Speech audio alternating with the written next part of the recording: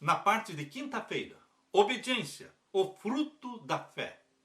A revelação progressiva da verdade pode ser vista claramente na vida de Lutero, na vida de João Wesley, na vida dos luteranos, na vida dos metodistas e na vida dos adventistas.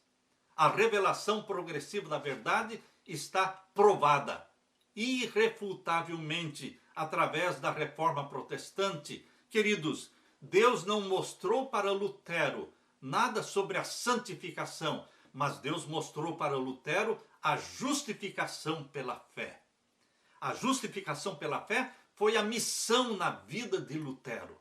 Ele ergueu bem alto a bandeira da justificação pela fé, de Romanos capítulo 1, verso 17, porque o justo pela sua fé viverá. Vamos abrir a palavra de Deus em Romanos capítulo 3. Romanos capítulo 3, vamos ver os versos 27 a 31. Romanos capítulo 3 e os versos 27 a 31. Onde está logo a jactância é excluída. Por qual lei? Das obras? Não, mas pela lei da fé. Concluímos, pois, que o homem é justificado pela fé sem as obras da lei. Por isso, para que não existisse um desequilíbrio, Deus inspirou Tiago a escrever a carta de Tiago, para que as pessoas não pensassem que as obras não podem existir na vida dos filhos de Deus e que a lei de Deus não precisa ser obedecida. Por isso existe esse equilíbrio. Enquanto Paulo diz, concluímos, pois, que o homem é justificado pela fé sem as obras da lei, Tiago, também movido pelo Espírito Santo, escreveu assim, Tiago 2,24. Vedes então que o homem é justificado pelas obras e não somente pela fé. Aparentemente, Tiago e Paulo, em Romanos, eles estão se contradizendo, mas não, queridos. É o Espírito Santo que inspirou Paulo a escrever Romanos 3,28, é o Espírito Santo que inspirou Tiago a escrever Tiago capítulo 2, verso 24. Para que entendamos que o plano da salvação é este: salvação pela fé, pelo sangue e pela graça. Mas os resultados e as evidências da salvação vão aparecer na vida dos salvos. E que obras aparecem na vida dos salvos? Obras de desobediência ou obras de obediência aos mandamentos de Deus? Obediência aos mandamentos de Deus. Porque a fé é aperfeiçoada pelas obras. Porque a fé sem as obras é morta. Hoje nós temos um monte de gente, milhões de cristãos que entendem que estão salvos em Jesus Cristo, mas eles possuem uma fé morta, porque não os leva a obedecer a Deus. Eles têm uma fé morta, porque é uma fé que diz para eles que eles não precisam guardar os mandamentos de Deus. Queridos, para me salvar, eu não preciso guardar os mandamentos de Deus. Isto é verdade. Mas outra verdade é que todos os salvos em Jesus Cristo têm prazer e alegria e têm o poder do Espírito Santo vivendo neles, que os habilita, que os capacita a obedecer os mandamentos de Deus. Nós temos que entender que o plano da salvação começa pela fé, pela graça, pelo sangue de Jesus Cristo, mas nos conduz para a obediência. Somente os que são salvos por Jesus Cristo conseguem obedecer. Os que não obedecem os mandamentos de Deus é porque ainda não foram salvos por Jesus Cristo.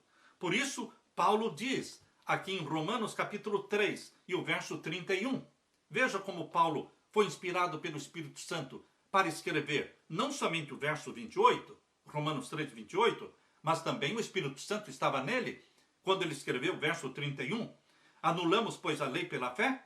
De maneira nenhuma. Antes estabelecemos a lei para impedir que usassem o argumento de Paulo para dizer que a lei não vale para nada, que a lei foi abolida.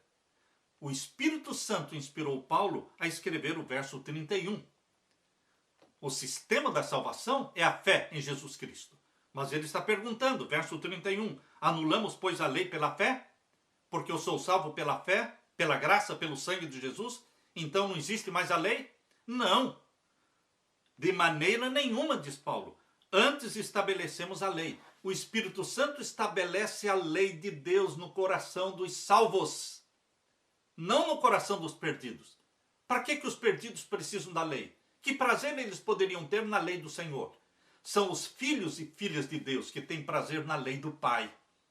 São os filhos e filhas de Deus, gerados pelo Espírito Santo, que têm prazer em obedecer os mandamentos do Pai, os 10 mandamentos. E o poder para obedecer vem de onde? Do Espírito Santo, que em nós habita. Queridos, isso é o que Deus está revelando para você. Nós lemos Romanos capítulo 3 e agora vamos ler Romanos capítulo 6 e os versos 15 a 18. Romanos 6, versos 15 a 18. Pois que? Pecaremos, pois, porque não estamos debaixo da lei? Quem é salvo pela graça não está debaixo da lei. Debaixo da lei está aquele que tenta guardar a lei para se salvar. Aquele que tenta a salvação pelas obras está debaixo da lei e tenta algo impossível. Quem mais está debaixo da lei? Aquele que vive transgredindo a lei. Ele também está debaixo da lei. Mas nós não estamos debaixo da lei. Por quê? Porque não tentamos a salvação pela lei e também não vivemos na transgressão da lei. Aleluia! Por isso Paulo diz em Romanos 6,15, pois que pecaremos porque não estamos debaixo da lei, mas debaixo da graça? De modo nenhum. Porque eu estou na graça, agora eu vou continuar transgredindo os mandamentos de Deus? Paulo pergunta. E ele responde, de modo nenhum. Não sabeis vós que a quem vos apresentardes por servos para lhe obedecer, sois servos daquele a quem obedeceis? Ou do pecado para a morte, ou da obediência para a justiça. Os salvos em Jesus Cristo, eles são servos da obediência para a justiça. Antes eram servos do pecado, agora são servos da obediência, da justiça. Mas graças a Deus que tendo sido servos do pecado, ou seja, viviam na transgressão da lei de Deus, não é? Porque pecado, 1 João 3,4 diz que pecado é transgressão da lei. Antes viviam como servos do pecado, porque viviam na transgressão da lei. Mas graças a Deus que, tendo sido servos do pecado, obedecestes de coração à forma de doutrina a que fostes entregues, e libertados do pecado, ou seja, libertados da transgressão da lei de Deus, fostes feitos servos da justiça. E agora, queridos, o apóstolo Paulo, em Romanos capítulo 8, verso 1 e 2, ele dá um grito de alegria e de júbilo quando diz, portanto, nenhuma condenação há para os que estão em Cristo Jesus, que não andam segundo a carne, mas segundo o Espírito. Não há condenação para quem está em Cristo Jesus. A lei não os condena, porque Jesus perdoou os pecados deles. Estamos em Cristo e não há condenação para nós. Mas, se aqueles que dizem que estão em Cristo continuarem matando, roubando, mentindo, adulterando, adorando imagens, eles vão continuar no pecado. E então, sendo servos do pecado, Satanás terá domínio sobre eles. Entenda, meu querido irmão, que aqueles que estão em Cristo deixam de viver no pecado. Deixam de viver na desobediência, porque agora eles não estão vivendo segundo a carne, mas segundo o Espírito. Que vida o Espírito Santo promove em sua vida? Que vida, que estilo de vida o Espírito Santo produz em você? Uma vida obediente. Verso 2, porque a lei do Espírito de vida em Cristo Jesus me livrou da lei do pecado e da morte. Antes de abraçar a Jesus como Salvador, o que dominava a sua vida era a lei do pecado e da morte, a lei da desobediência. A lei do pecado é a lei da transgressão. Mas agora, em Cristo Jesus, salvos em Jesus, o que impera na sua vida? A lei do Espírito de vida em Cristo Jesus. Queridos, louvamos a Deus, porque Deus se revelou progressivamente a Lutero, mostrando a justificação pela fé. Porém, Lutero não entendeu a questão da lei de Deus. Lutero não entendeu a vida de santificação que os filhos de Deus precisam viver. Mas depois de Lutero veio um outro reformador. A revelação progressiva da verdade continuou. E veio João Wesley. Lutero fundou a igreja luterana, João Wesley fundou a igreja metodista. E através de João Wesley veio a doutrina da santificação. Queridos, João Wesley falou e escreveu e pregou muito sobre a santificação, sobre a obediência à lei de Deus. Porém, João Wesley também não entendeu sobre o quarto mandamento da lei de Deus. Ele pregava sobre a necessidade de obedecer os mandamentos de Deus, mas ele não teve luz sobre o quarto mandamento que diz: lembra-te do dia do sábado para o santificar. Mas a revelação progressiva da verdade continuou. E depois do luteranismo, depois do metodismo, veio o adventismo, a igreja adventista. E agora a igreja adventista abraçou a justificação pela fé que veio de Lutero. A igreja adventista abraçou a santificação pela fé que veio através do pregador João Wesley. E agora o movimento adventista profético foi usado por Deus para mostrar para o mundo inteiro que, para guardar os mandamentos de Deus, não podemos esquecer do quarto mandamento, que diz: lembra-te do dia do sábado para o santificar. 6 dias trabalharás, farás toda a tua obra, mas o 7º dia é o sábado do Senhor teu Deus. Meu querido irmão, a revelação progressiva da verdade não parou e nunca vai parar. Jesus Cristo nos mostra que a salvação é pela fé. Jesus Cristo também nos mostra que a santificação é pela fé. E Jesus Cristo também nos revela que a glorificação será pela fé. Justificados pela fé, santificados pela fé e glorificados pela fé.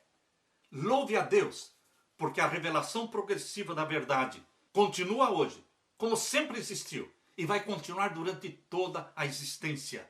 Deus quer nos justificar pela fé e pelo sangue de Jesus Cristo. E Deus nos santifica fazendo-nos templos do Espírito Santo. O Espírito Santo passa a viver em você e em mim, nos santificando, dando-nos a mente santa de Jesus. Para quem? Para os que são justificados pela fé e também são santificados pela fé. Mas o plano de Deus não parou aí. Na segunda vinda de Jesus, ele vai nos glorificar pela fé. Glorificados, quando o nosso corpo mortal será revestido da imortalidade e seremos arrebatados para o céu, para vivermos para sempre na presença do nosso Deus, do nosso querido Salvador Jesus Cristo. Meu querido irmão, minha querida irmã, a revelação progressiva da verdade não parou com Moisés, não parou com João Batista, não parou com João, o discípulo amado. A revelação progressiva da verdade não parou com os valdenses, não parou com João Wycliffe, nem com João Huso ou Jerônimo, não parou com Lutero, não parou com João Wesley. A revelação progressiva da verdade também não parou com Ellen Goldwhite. Não, queridos. Muitos pensam que em 1915, quando Ellen White morreu a revelação progressiva da verdade. E que de 1915 para cá, o que ela falou está falado e o que ela não falou ninguém mais pode falar. Meu querido irmão, minha querida irmã, a revelação progressiva da verdade continua em vigor hoje e para sempre.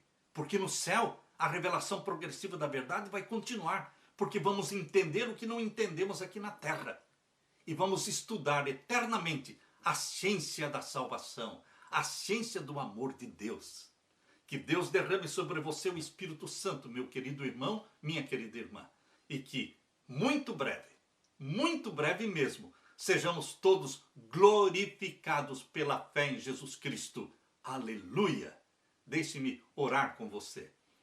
Pai querido que estás nos céus, nós te damos glória, porque o Senhor nos revela progressivamente as tuas verdades. Nós te louvamos porque somos justificados pela fé em Jesus Cristo, pelo sangue de Jesus Cristo. E obrigado, Pai eterno, pela santificação, tendo o Espírito Santo vivendo em nós, imprimindo em nós a mente de Jesus. Volte logo, querido Jesus, para nos glorificar e nos arrebatar para o céu. Nós ansiamos por tua vinda e clamamos por ela. Em nome de Jesus. Amém, Senhor. Amém. Deixo com você, meu irmão, minha irmã, a paz de Jesus. Amém.